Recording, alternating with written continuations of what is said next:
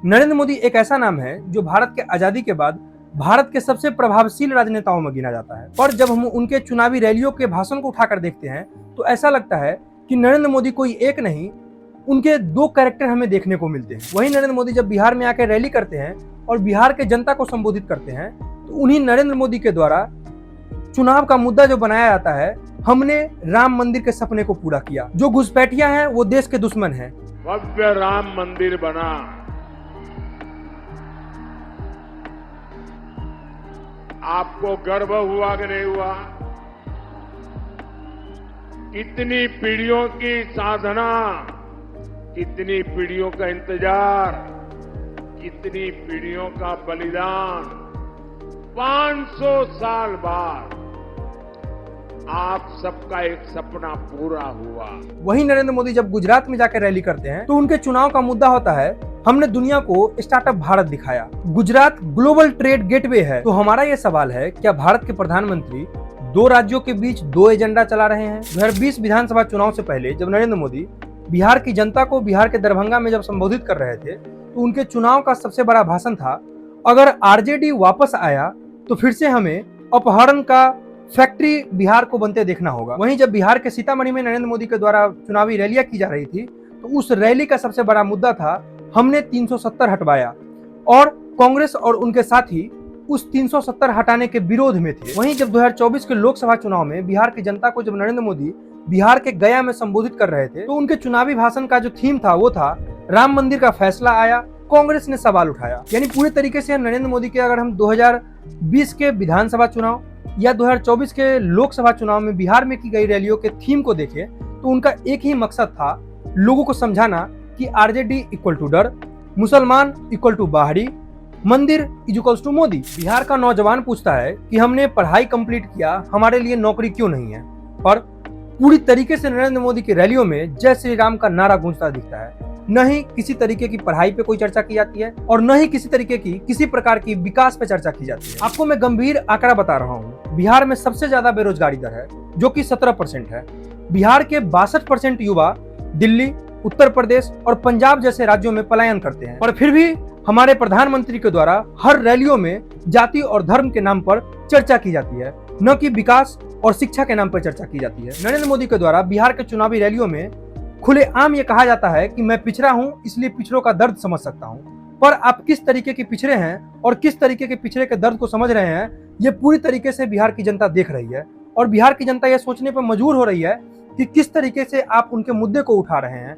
बिहार में जब आते हैं आप तो बिहार में जाति और धर्म को प्रमोट करते हैं, पर वहीं आप गुजरात में जाते हैं तो गुजरात को स्टार्टअप इंडिया का सपना दिखाते हैं, गुजरात को फैक्ट्रियों का हब बताते हैं, गुजरात को टेक्निकल स्किल के स्टूडेंट का हब बताते हैं। पर वहीं बिहार में जाति और धर्म से हटकर आपसे एक भी भाषण नहीं दिया जाता और आपके द्वारा एक भी काम नहीं किया जाता। आपका बिहार में मुख्य मुद्दा है बिहार की जनता को जाति और धर्म के नाम पर उलझाकर उनको मुख्य मुद्दे से पूरी तरीके से भटका दिया जाए। गुजरात में 5 सालों के अंदर 12 इंडस्ट्रियल कॉरिडोर बनाए गए हैं और वहीं बिहार में बस एक इंडस्ट्रियल कॉरिडोर का प्रस्तावना दिया गया है और उसको किसी तरीके से अभी तक शुरू नहीं किया गया है। हमारे प्रधानमंत्री के द्वारा गुजरात को विकास का सपना दिखाया जाता है, पर वहीं बिहार को भूतकाल और भावनाओं का टोटा दिखाया जाता है। अगर हम दोनों राज्यों में आर्थिक पक्षपात के आंकड़े को देखें तो 2023 में गुजरात में 25,000 करोड़ का एफडीआई आया था।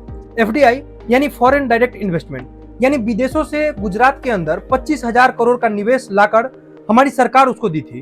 पर बिहार में वो आंकड़ा महज 500 करोड़ का है और उसका भी कोई पूर्ण रूप से संपालन और पूर्ण रूप से उसको इंप्लीमेंट नहीं किया गया है अभी तक। वहीं अगर हम जीएसडीपी ग्रोथ के आंकड़े को देखें तो गुजरात का आंकड़ा 10% से अधिक है, वहीं बिहार का महज 3.8% है। बिहार और गुजरात की अगर हम स्वास्थ्य व्यवस्था को कंपेयर करें तो बिहार में 17,000 लोगों पे महज एक डॉक्टर दिया गया है, वहीं गुजरात में यह आंकड़ा महज 4500 लोगों पे एक डॉक्टर दिया गया है।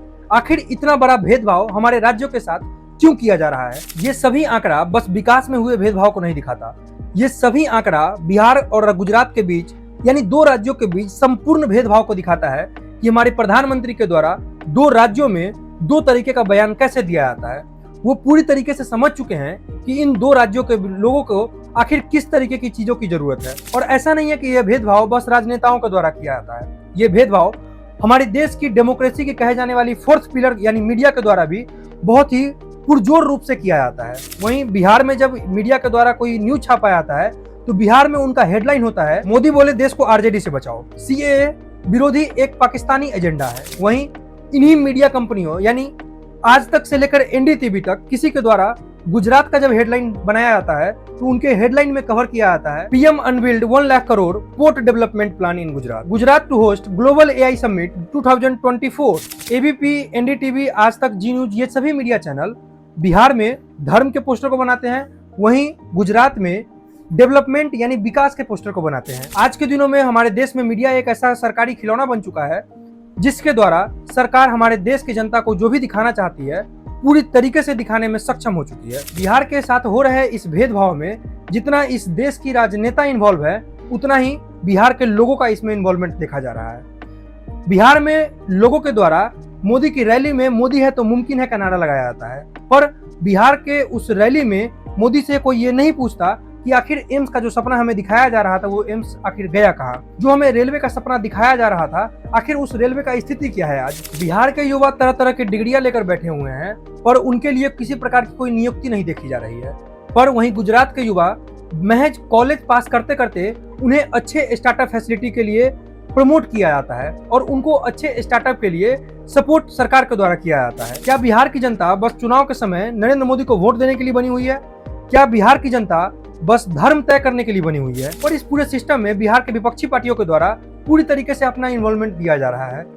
बिहार के विपक्षी पार्टियों के द्वारा मजबूती से सवाल उठाने जाने के बजाय विपक्ष के द्वारा जातिगत जनगणना में उलझा जा रहा है। मुद्दे पर कोई बहस नहीं किया जा रहा, पूरी तरीके से व्यक्ति विरोधी बातें की जा रही है। यदि आप बीजेपी से हैं तो आप आरजेडी के व्यक्ति विशेष को गाली दीजिए, या अगर आप आरजेडी से हैं तो किसी बीजेपी के व्यक्ति विशेष को गाली दीजिए। बिहार पूरी तरीके से इसी प्रक्रिया में संलिप्त देखा जा रहा है। अगर लोकतंत्र में जनता और विपक्ष दोनों चुप रहे तो लोकतंत्र बस भाषण देने का त्योहार बन के रह जाएगा, न कि जवाबदेही का कोई सिस्टम बन के रहेगा। इस पूरे वीडियो के माध्यम से हमारा प्रधानमंत्री से एक ही अपील है कि आप पूरे देश के प्रधानमंत्री हैं, आप सभी राज्यों के प्रधानमंत्री हैं, कृपया करके आप सभी राज्यों को समान नजरिए से देखें, न कि किसी भेदभाव के नजरिए से देखें। बिहार और भारत के पूर्वी राज्यों को विकास की सख्त जरूरत है।